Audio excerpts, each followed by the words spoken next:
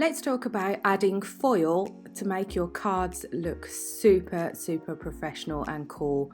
My name's Claire Manning and I'm from Thirsty Brush, and I'm going to be showing you a few different cards today using foiling techniques without any foiling machines or extra electronic equipment. I'm just going to be using some foils that can be used hot or cold, but then I'm going to add in to the cards and use just normal adhesives, things like red liner tape,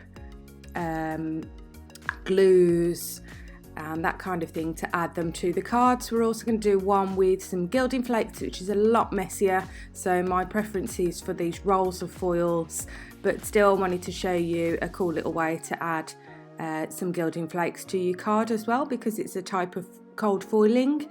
So let's get on with that now and show you at least 4 different ways, maybe even 5 on here. There is more as well, different ways to add foil to your cards. So I will do a follow-up video to this because it was so long by the time I did it, I couldn't add all the different ways to add foil to your cards. We're even going to use some embossing powders to add that on as well, and as many different adhesives as you've got in your stash. So let's get on with the first card. I'm using navy blue and I'm using these red liner tapes, which is a really super strong adhesive tape. You can use normal double-sided tape as well, but I do find that if you don't want any of it to flake off after, the red liner tape is really strong and it gives a really crisp, clear line. So I'm literally just arranging them on my card. I'm using the grid on my mat to line them up so I get my lines nice and straight, and I'm doing some thin, some thick, and varying the different widths and gaps between the lines on my card. So it's obviously up to you how many lines that you put on this panel that's going to be adhered to the card blank. I've done an odd number, so I wanted 5. 4, 5, 6 works really well, or you could even do the same width tape all the way across and have it a complete striped. So just play around and see what you like the look of, and depends on what other items that you're going to put on as well, whether you're going to have some stamped images. I'm going to add some die cuts over the top as well, but you'll see just how easy. You might have seen me do this technique before on Create and Craft, but you'll see just how easy it is. So just spend a bit of time getting those bits of tape really lined up nicely.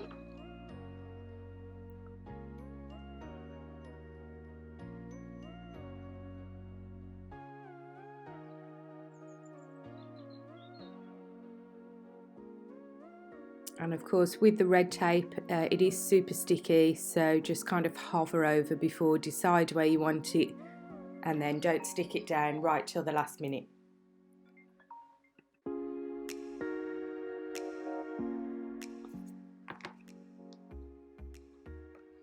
So there we go, that's all 5 pieces now on. So give it a little burnish then with your finger. That will just make sure all of the tape is on firmly and it's all nice and even, so when you put your foil on, that will be nice and even too. Before you put your foil on, so you don't waste any, just trim off the edges of the tape. This can make your scissors a little bit sticky because the tape is so adhesive, so do give them a wipe after if you need to. So that's our nice stripy pattern.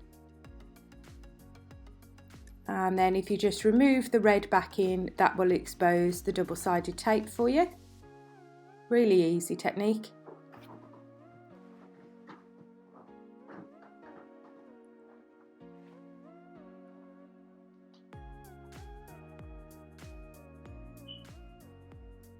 And then we just need to apply the foil. So I'm going to cut down a piece of foil just a little bit bigger than the width of the stripes. We can do all the stripes together. Don't throw away your waste after, because you can use that for other little smaller foiling projects. And then just lay it over and burnish with your finger just to get the foil to really adhere to the double-sided tape.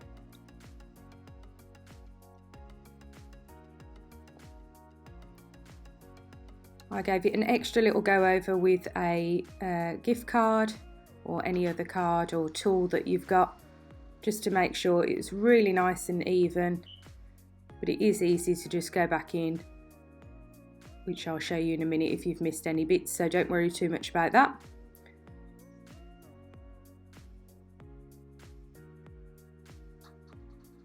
And then just peel back your foil, and there we've got some lovely foil stripes. So you can see there on the left there's a tiny little bit of a gap, so just take your foil, just press on. It must be somewhere that I just hadn't quite adhered it. Just do that a couple of times and it will fill in that gap for you, no problem at all. So that's our first technique, and it makes a really pretty card. Here I've done some die cut flowers and leaves and a little sentiment on a circle. You could put on top some stamped images, whatever you feel like, but it makes a really nice simple background and is really effective with golds and silvers, for example, on that darker card. I did do another card as well with this, so I did the stripes vertically and just did 4 stripes going from thick to thin on a watercolour background that I'd done previously. So it works either way, or even the entire background. Like I said before, you could do a complete stripy one. So let's go on to the next technique. This is just using a glue stick. I'm using the Sticks 2 one here, but whichever one you've got lying around the house, we all tend to have these. And I'm just going to do a stripe of adhesive down the side of my card. I just go over it a couple of times. Now this doesn't give as clean a look as using the tape, but that's why I like it for certain types of cards. It looks a little bit more rustic. So again, just cut your piece of foil to size, and exactly like we did with the tape, just lay it over. You do your foil side up for all of these techniques, which can be different to use some of the machines, but yeah, full side up so that shows upwards once you peel it back. And again, I've burnished with my finger and gone in with the card as well, and that gives a kind of, like I say, a rusticy, uneven kind of finish. And you can do even patterns with your stick then. So what that's done then is given this lovely stripe, and then I've added in some stamped tulips from one of our sets and a die cut strength sentiment from one of our sets as well. That's from the Special Words set. So the next one I'm going to do with that same technique, I'm using a slightly wider glue stick. So this is one, this Pritt Stick one is one that we tend to have lying around the house, isn't it, even if you haven't got a craft one. And I'm just doing some really loose, not even real stripes, just kind of strokes with the glue. If you get any excess, just pick it back up with the side of the stick, because you don't want any kind of blobs. You want it to be reasonably smooth, but I've just done varying kind of almost brushing it over, and this is going to give me an effect of just a really kind of loose little pieces of foil all over that background. So I've just cut a couple of pieces. This is an A5 piece of card, so it's wider than my foil, but that again, this isn't a problem. You can very rarely see joins when you use foiling. So this is just done with my burnished with my fingers, and then peel back and you get these kind of random little bits. And then it wasn't quite enough foil for me, so I'm going to go back in again with the stick and just add a few extra little bits. This rose gold foil looks really pretty with the lilac. I think this was just a shimmer spray that I used, possibly the Tattered Angels shimmer sprays. And this is why I say don't throw away any piece of foil that you've got left over from your projects, because it's great for odd bits of techniques like this. So where it hadn't quite stuck to the glue there, I just added it in. I'll show you again that. Just add it back in. And it's really good for that kind of loose rusticy look.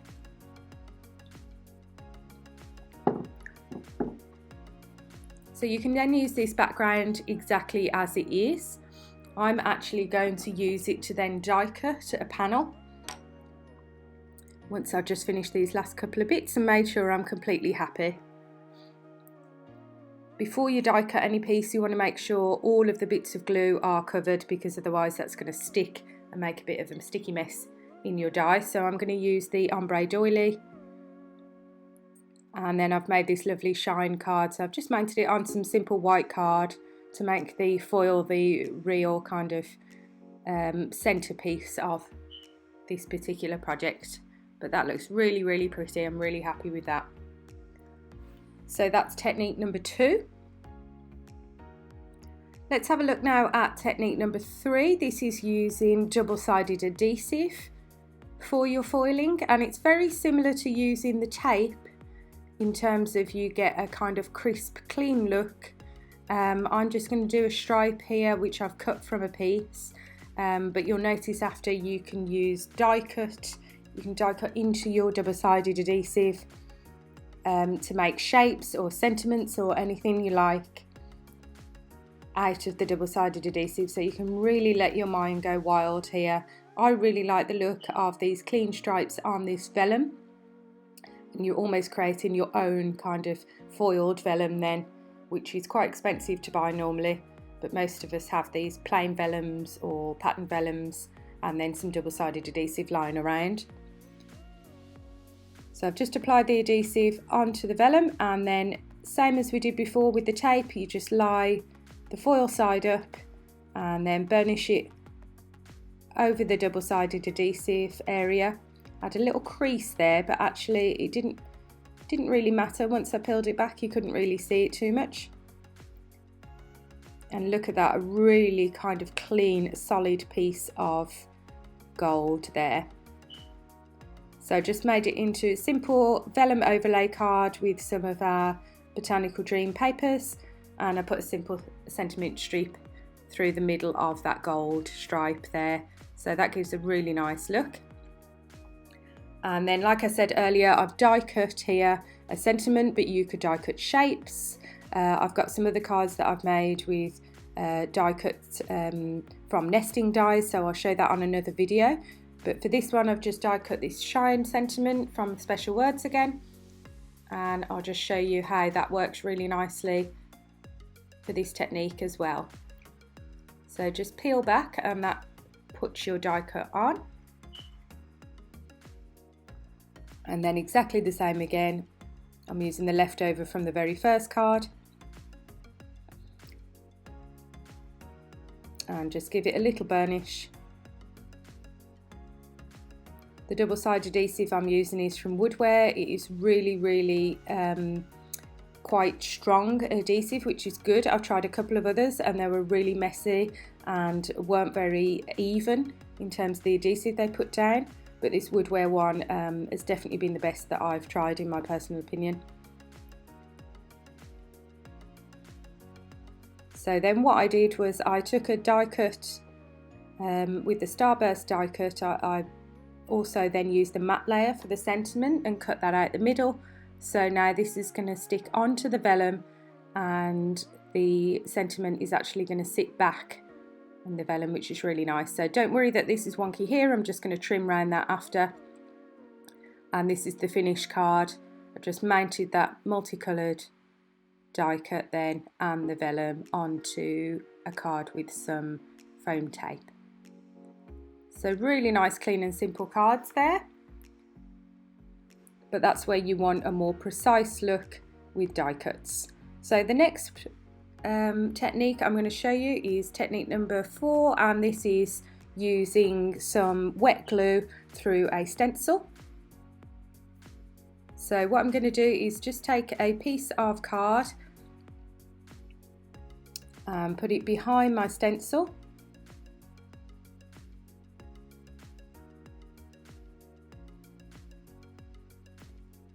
Just going to use some low tack tape to keep it in place,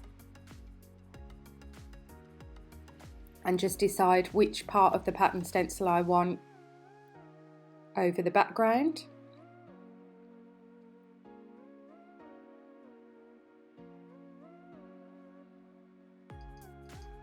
This is one of those techniques where, depending on how thick you put the glue and how quick you are in applying the foil or gilding flakes, as I'm going to use in this particular project, that changes the look that you get. So it tends to be one of those ones where if you want something a little bit looser and it gives you kind of a different look every time, this one is for projects like that. Whereas I'd say if you want a very kind of clean and perfect look, I'd say use the tapes or double-sided adhesive sheets.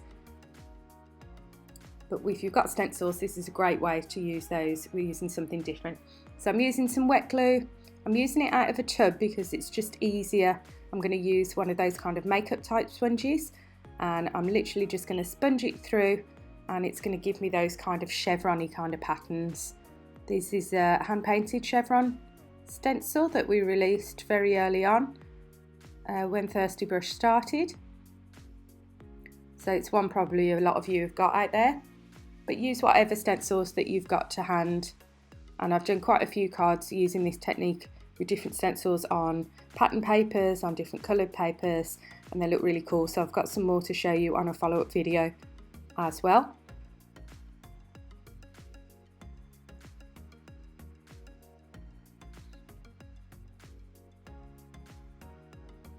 So have a practice, do a few at a time and vary the amount of glue.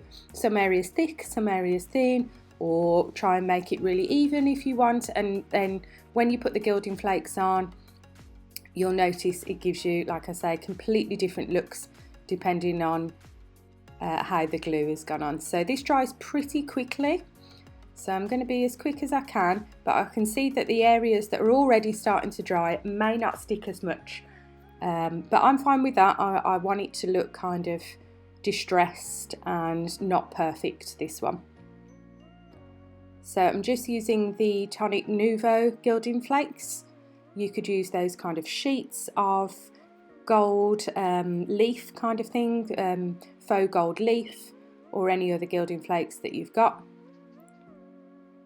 And I'm just putting a piece of card behind. Gilding flakes are super messy. They're not my favourite thing to use in the world. But for that reason, I tend to prefer to use foil sheets. But it can be fun to get a bit messy sometimes and get involved. So I'm just taking a few out and I'm just letting them stick to the glue. And then I'm going to use a kind of a stenciling brush actually to brush away the excess. So I'm just going to press them into the glue. There are loads of different ways to use gilding flakes, but for this particular project I just wanted them to kind of stick to that glue.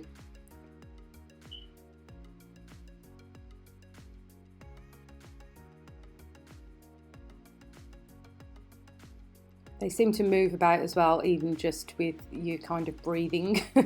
So let alone, make sure you've got no aircon on or anything like that in this warm weather if you're using these, because it can get a bit messy.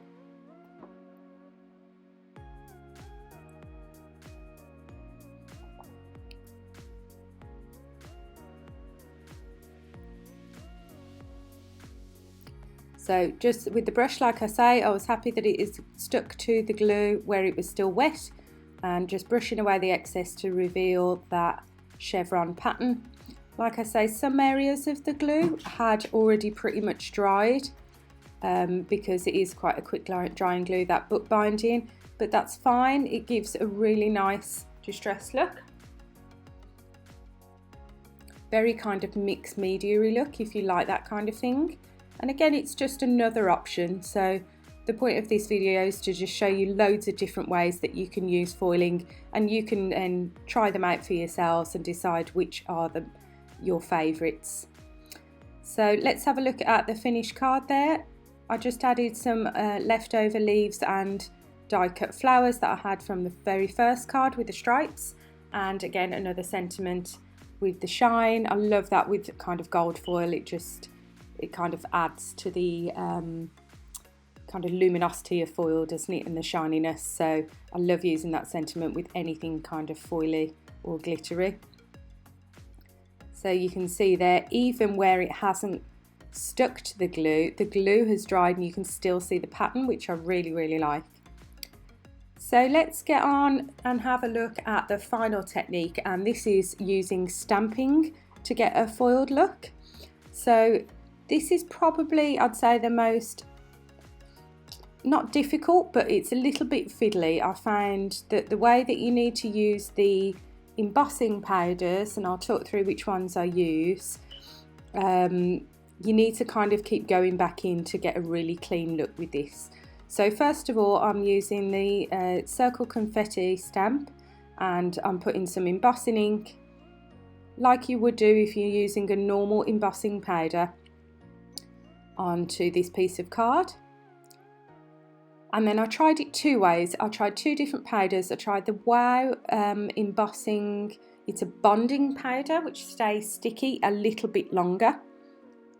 So I tried that one as well, and I also tried Luminosity clear, crystal clear, which is a clear embossing powder, and both worked pretty much the same. They took the foil a certain amount immediately, and then, but what I needed to do, there was some gaps, so I needed to go back in with the heat tool, kind of remelt and re-stick a little bit. So I recorded the one doing the bonding powder, but as I say, if you don't have this bonding powder but you do have a clear embossing powder, whether our Thirsty Brush one or another, do try this technique with that.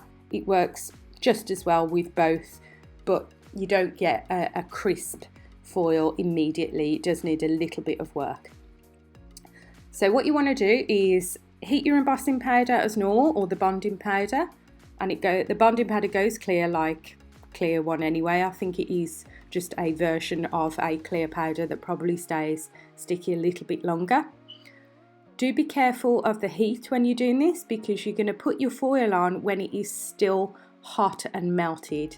So I would say maybe use one of those gloves if you've got from your hair straighteners or something like that, just to protect your fingers.